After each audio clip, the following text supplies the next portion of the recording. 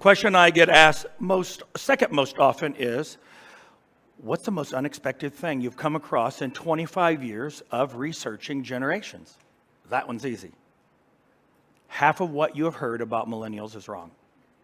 Half of the frustrations businesses have about the younger millennial employees is wrong. Half of the frustrations millennials have about communicating with the older generations about what they need or what's different today is wrong. Half the frustrations that families have with their 20-somethings, they're wrong.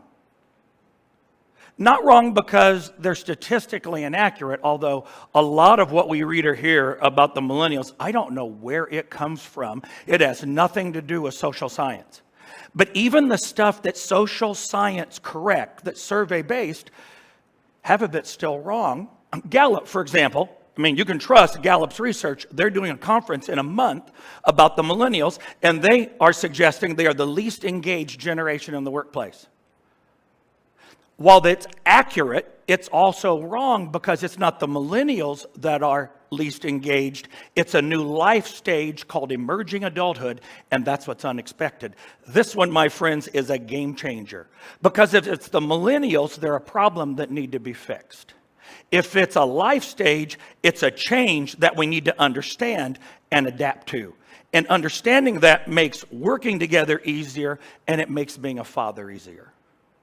Now, emerging adulthood is characterized by three things: freedom, choice, and change. It actually takes place between 18 and 27 or 28, and sociologists have only been talking about it the last 10 years.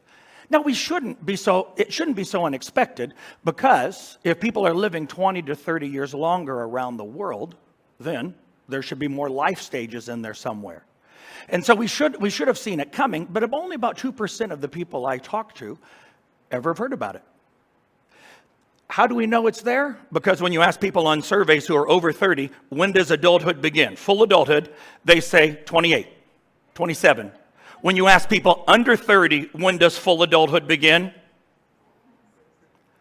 27, 28. It's the one thing we all agree on. We all see it. We just didn't have a name for it. Parents say this: when I was 25, I had a mortgage and a kid. You need to settle down, quit turning your nose up at the wonderful people I find you, and bring me some grandchildren. What is wrong with you? Right? Bosses how do we motivate them? They're not engaged. Yes, because this is not going to be their career for the rest of their lives. How do we keep them from leaving? Simple. The research is absolutely clear. A mortgage and babies.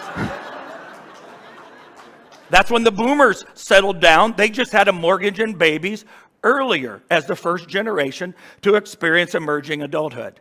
And so rather than explain emerging adulthood in business terms, let me show you the most unexpected benefit of the most unexpected thing I've learned. It made me a better dad to my 3 sons.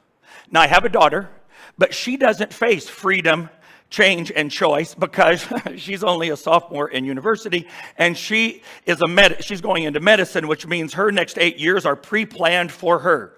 So this doesn't apply to her, but my 3 business major boys, it applies to completely. And they illustrate the 3 characteristics or dimensions of emerging adulthood: freedom, choice, and change. My son Bart, he's 26. When he was 22, he graduated with 2 degrees, got married 3 months later, and headed off to a very risky startup. Now, all startups are risky. This was twice as risky as the average startup. His mother said, "No, you have $500 to your name and a new bride." He said, "My new bride can work. She can get into any grad school with her grades. We're fine, and we both want to live in Rhode Island." So they moved to Rhode Island, which has great lobster rolls, I have to tell you, after living in Chicago. Amazing lobster rolls, go Iggy's. And so they live out there. They're quite happy. They're dirt poor. They have hand-me-down furniture in the back of a U-Haul, and he just resigned last Wednesday. He ran out of money. He's not sweating it. He's 26. He has a wife, no money. I would be panicked as a baby boomer in the same situation, but millennials have an intensification of freedom that the older generations, when they experience emerging adulthood, didn't have. He said to us, why would I not do it now? I don't have the entanglements of later life, early adulthood. I don't need the money. We can put it on the credit card and you'll let us move back in with you, won't you? Yes, 1 out of every 3 millennials lives with their parents sometime in their 20s, and that allows significantly more freedom. In 1962, Alfred Hitchcock made a movie about boys that live at home too long. What was the name of that movie? Psycho. That's what previous generations thought about boys that lived at home. There is significantly more freedom today than there was back then. The second characteristic grows out of freedom, and that's choice. My son Josh is mellow. He gets a business degree. He has a minor in theology and church administration. He's going to get a business job last year when he graduates. His mother says, go do this residency. It's very selective. Try it. He gets in. He is a resident in a huge church in Phoenix. He finishes in 3 weeks with a master's in Christian education, and he's changed his mind, and he's now going to be a children's minister. Switches from business to his minor completely because he has choices, and his mother's pushing him toward choices. More than that, he has bad dyslexia. 15 years ago, he would have had no choices except laborer. Now, don't get me started. I think laborers are amazingly valuable and honorable work, okay? Mike Rowe and the whole campaign to give honor to people who are laborers in dirty jobs. You graduate with a business degree, you make $45,000 as a salesman. You graduate from an apprenticeship and are able to read a blueprint and you're a welder, you start at $75,000. We need to get off of this not honoring laborer stuff, right? All I'm saying is Josh now has choices because of assistive technology. He was on the dean's list all his years in school, was a TA the last 2 years. He has choices because of technology that previous generations never would have had. The last characteristic of emerging adulthood is change. Change roommates, change people they date, change careers, change places they live. Oh, I found somebody in Seattle on Match.com. We've been visiting each other. I think this is going to work. My wife and I were apart from each other when we were engaged for 6 months because a plane flight was $200 and long distance was $2 a minute. We didn't FaceTime. We wrote each other letters for 6 months while we were engaged.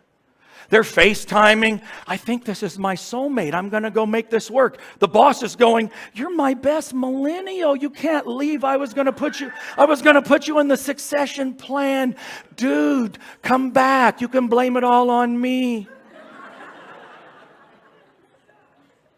My son Max gets 3 job offers. He has flown to Vegas and wined and dined. I did not have these choices or these opportunities when I was graduating. And he started in a business degree, switched to IT, switched back to business, and got hired in video and photography because he made a website in his spare time. Friends, we're talking about change here. Here's what my best friend said to him, a COO of a company. Max is freaking out because he has 3 great opportunities. Max, you're not going to be there forever. It's your first job. Chill, dude. I don't know why the millennials aren't loyal. It's a new life stage. I don't know why they're not engaged. Because they're not 28 with a mortgage and a baby. We all just need to slow it down a bit.